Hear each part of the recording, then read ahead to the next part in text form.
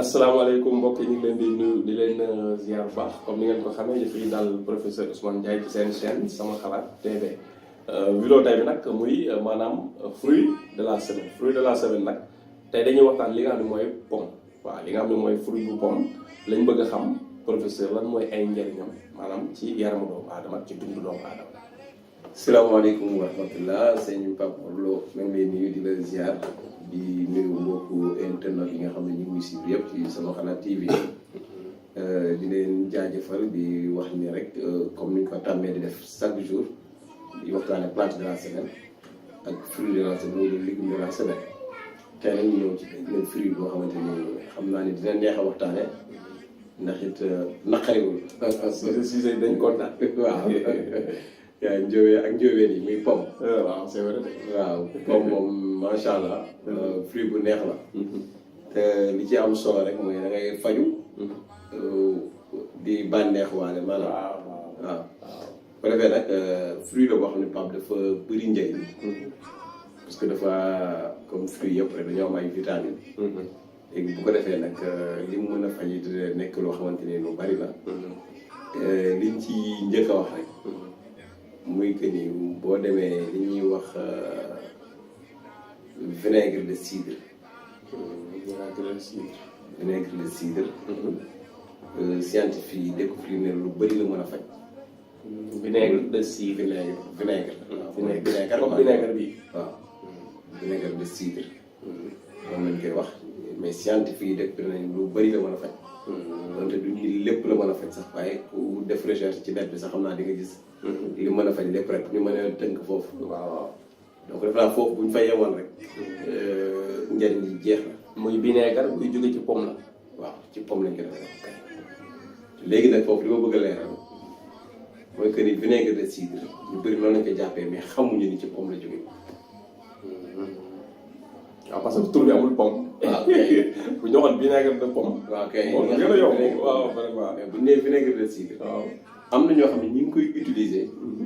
di ci xëy na fay wala ñu def noonu wala ñu koy jënd mais xamuñu ni. d'accord pomme la lañ ko pomme lañ koy defal. waaw te nag liaison boobu laa koy indi. dañ ko waroon a moomale pomme nag. directement rek nit ñi xam ko mu leer. waaw léegi vinaigre de cidre boobu. vinaigre de cidre. foo gis ñun la les vertus du vinaigre de cidre wala njëriñ yi yeeg yi mu am vinaigre de cidre yëpp. xamal ni vinaigre bu ñu defaree pomme la. pomme la fa la jógee. te li mu mën a faj lépp. pomme mën na ko faj. ah léegi pomme bi directement. waaw. ah loolu moo gën a noppale. macha allah. lu mu mën a faj lépp pomme bi mën na koo faj. mu jeex taaj presque. d'accord. léegi lu mu mën a faj loolu lépp. pomme bi boo koy fi jus mën na ko faj. ah jus de pomme. jus de pomme.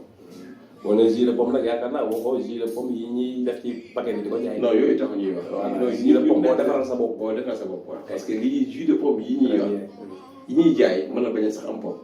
waaw essence pomme rek ci. waaw kay donc loolooy problème bi donc bu ko defee ñu bëgg la wane ne ñett ñi. yëpp benn la vinaigre de cidre. jus de pomme. pomme ak pomme. waaw. sotti ci def ci ak. ak lan beneen waaw yooyu la war a doon de. waaw. waaw li ñu naan sotti cee def ci. sotti cee def yëpp benn waaw loolu. waaw donc bu ko defee loolu day wan ni kon pomme am na njëriñ. pomme dafa mën a faj baax na ci ñi amee jabet. am jabet. waaw pomme baax na ci comme jabet. waaw di lekk pomme. di lekk pomme. day naay sax xool na lu simple la rek. waaw lekk pomme. waaw pour mu sañ a lekk. baax na ci ñi am cholestérol. cholestérol. waaw cholestérol mooy ñi nga xam ne graisse daa bari seen yaram. waaw baax na pomme baax na si ñoom. baax na si ñoom. day dindi loolu. ñi nga xamante ni parce que moom mooy li mu wax ñi nga xam ne dañoo bëgg a wàññeeku ñi nga xam muy yaram. ñu régime. di régime bëgg a wàññeeku pour perte de poids. pomme boobu baax na si ñoom. lekk pomme lu bari. ñi nga xam ne dañoo am jaare. biir buy daw. mbir buy daw. di lekk pomme baax na si ñoom. nga koy arrêté. dafay arrêté. ñi nga xam ne dañoo constipé nag serré. pomme baax na ci. waaw. mais su boobaa. pomme boobu lañ koy togg. maanaam pomme ah duñ ko lekk directement. doo ko lekk directement da nga koy baxal. d'accord. da koy baxal ba mu ñor. nga lekk ko. waaw ki am dafa seere bëgg a lase waaw kooku day baxal pomme bi ba pare. waaw soo ko lekk. soo ko lekk. d'accord waaw du ko lekk directement. waaw du ko lekk direct. directement bi contraire bi lay def. mais ki amee biir bi daw. biir buy daw noonu da koy lekk noonu. li seere da koy baxal soo ko lekk. loolu leer na. ñi amee asma waaw.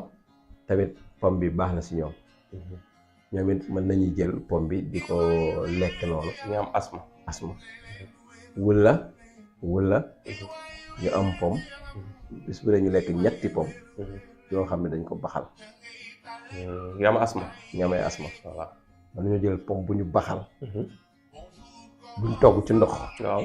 ba mu ñor nga jël pomme boobu di ci lekk ñetti pomme par jour ñetti pomme par jour. par jour baxal ko ba pare nag. waaw voilà ci asma. ci asma pendant quelques jours nga arrêté mën na wàññi crise d'asma bi day soulager. day soulager asma waaw. te mag ñi dañuy wax ni bokk na ci garabu àjjana yi donc boo defee dafa bëri ay njariñ même am na yenn problème neer yi nga xamante ni ñiy lekk pomme def ci baax. kon professeur ñu ngi lay remercier. jërëjëf sëñ Pape. xam naa pomme bi bu fekkee am na loo ci bëggoon a sànni te woo man may wax fii rek ba nga fàtte ko. waaw boobaa. waaw baax na xam naa ne ñu bañ a guddal vidéo bi rek.